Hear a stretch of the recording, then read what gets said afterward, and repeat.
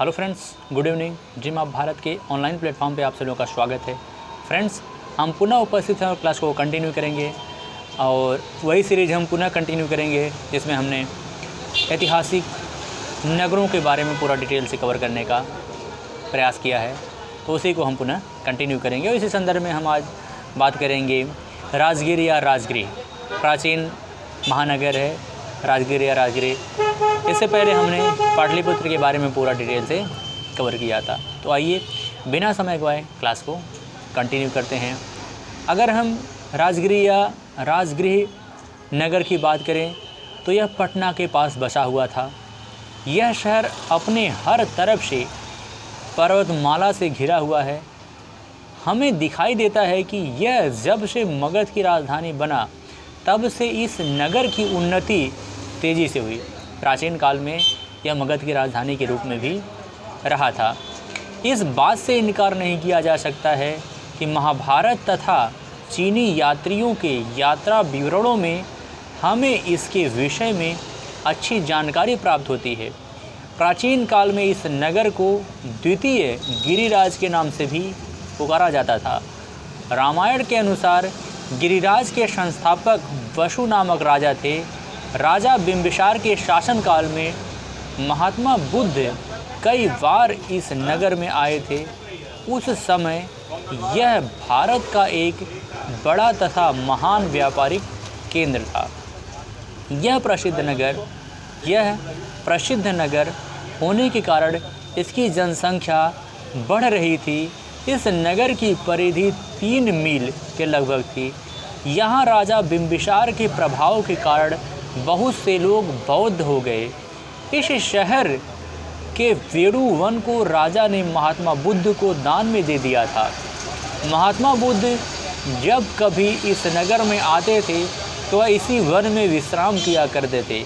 प्रथम बौद्ध संगीति भी इसी नगर में हुई थी, जिसमें देश विदेशों के जाने माने अनेक विद्वानों ने भाग लिया था। उस समय इस नगर को अच्छे ढंग से सजाया भी गया था।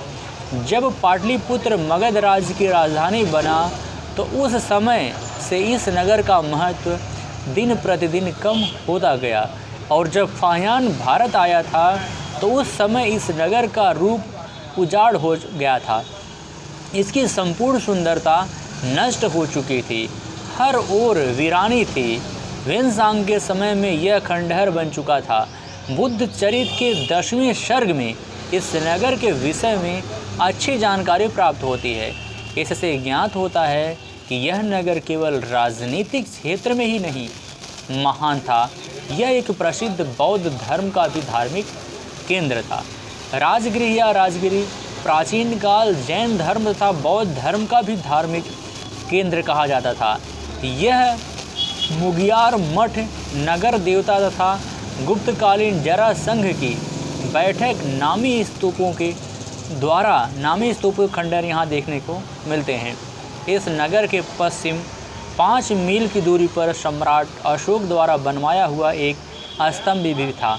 इस नगर के उत्तर पूर्व 3 मील की दूरी पर गृंधकूट पर्वत श्रृंग था, जो महात्मा बुद्ध को बेहद पसंद था। वह जब कभी यहाँ आते थे तो इनसे अपने प्रिय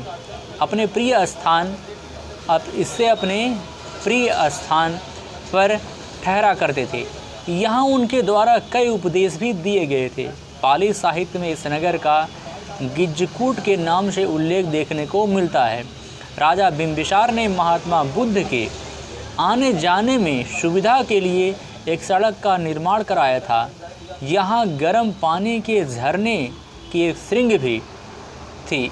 इस झरने के पश्चिम तरफ पिपुलिया विपल नामक पर्वत श्रृंग एक गुफा भी थी। कलद नामक धनिक ने इसको बतौर दान के रूप में महात्मा बुद्ध को दिया था। इसी के पास ही सम्राट अशोक द्वारा बनवाया हुआ एक स्तूप तथा 50 फीट ऊंचा एक स्तंभ भी बना हुआ देखा जाता था, जिसके शीर्ष पर एक गज की मूर्ति बनी हुई थी। इस पर लेख भी लिखा हुआ था प्राचीन काल में यह नगर व्यापार का भी एक प्रमुख केंद्र था, जहां देश विदेश के व्यापारी आते जाते रहते थे। यहाँ अधिक व्यापार होता था, इस कारण यहाँ धनी व्यापारी अधिक संख्या में सुंदर भवनों में रहा करते थे। राजगृह के महत्व का ज्ञान धार्मिक राजनीतिक महत्व भी रहा है। पाली साहित्य में इस नगर को कौशाम्बी, वाराणसी, साकेत तथा श्रावस्ती के मुकाबले का शहर बताया गया है, जिसका महत्व इन नगरों के बनाया, परंतु इसकी शान इन नगरों के मुकाबले में किसी भी क्षेत्र में कम नहीं थे। शिशुनाग ने इसको अपनी राजधानी फिर से बनाया, परंतु इसकी शान कुछ ही कम समय तक रही। परंतु शोकों ने जब फिर पाटलिपुत्र को अपनी राजधानी बनाया, तब से इस नगर की उन्नति में अनेक प्रकार की बाधाएं पड़ने लगीं। फिर भी यह नगर अपने वैभव के लिए प्रसिद्ध रहा, क्योंकि यह नगर संस्कृत भाषा का एक प्रमुख केंद्र भी था। यहाँ अनेक धनवान व्यक्ति रहा करते थे तथा यहाँ अनेक प्रकार के उत्सव भी हुआ करते थे। साथ ही साथ अनेक प्रकार की सभाएं भी की जाती थी। लोक कल्याण की भी चर्चा हुआ करती थी। यह नगर अनेक व्यापारिक मार्गों से भी अटूट व्यापार रखता था, जिसके कारण अधिक व्यापार यहाँ से होता था। यह नगर अपने समय का एक समृद्ध नगर के रूप में भी देखा जाता है। तो इसी के साथ फ्रेंड्स इजाज़त दीजिए, फिर से मिलेंगे एक बेहतर क्लास के साथ। तब तक के लिए जय हिंद, जय भारत।